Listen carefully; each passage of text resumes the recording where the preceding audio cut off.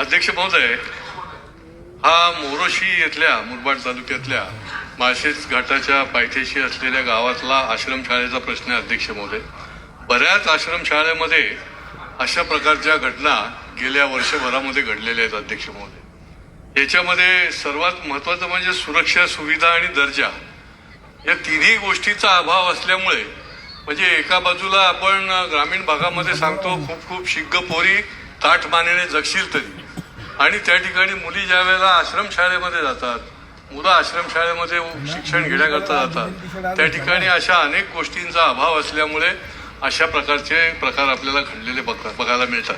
अध्यक्ष महोदय, माझे याच्यामध्ये 3 प्रश्न आहेत की याच्यामध्ये जी आपण विभागीय चौकशी नेमलेली आहे याचा अहवाल आला आहे का, कधी येणार आहे? अजून तर आलेला दिसत नाही. अध्यक्ष महोदय, दुसरं म्हणजे याच्यामध्ये तुम्ही प्रकल्प अधिकारी जो आहे याला मोकळं ठेवताय.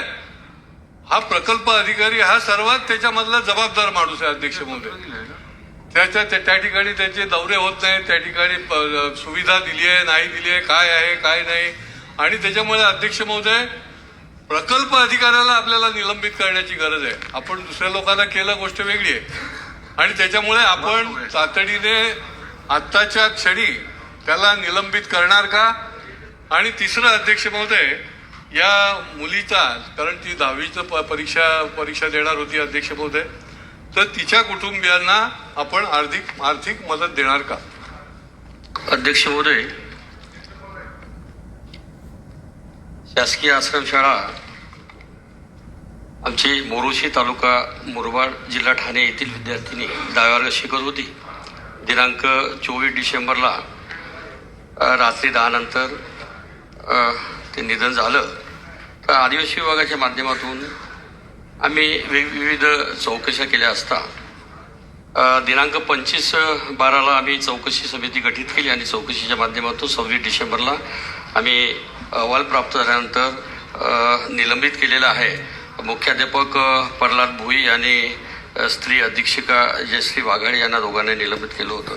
अध्यक्ष महोदय, अनेकदा ह्या आदिवासी आश्रमशाळेमध्ये प्रकरणं घडत असल्यामुळे आम्ही आदिवासी विभागाच्या माध्यमातून आम्ही वेगवेगळी उपाययोजना करण्याचा संकल्प केलेला आहे. त्यामध्ये निमांसच्या माध्यमातून बंगलोर इथली संस्था आहे, त्या संस्थेच्या माध्यमातून अधीक्षक असो किंवा कर्मचारी असो त्यांना वेगवेगळं काउन्सिलिंग करून विद्यार्थ्यांनी जे आहे तर त्यांना माहिती दिल्या गेली पाहिजे अशा प्रकारचा विषय, आणि स्वयंसंस्थेच्या माध्यमातून सुद्धा आम्ही उपाययोजना केलेल्या आहे.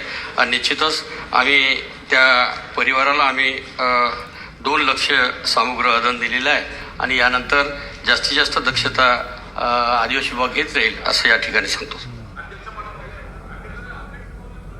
याला जबाबदार आहे ना अध्यक्ष महोदय.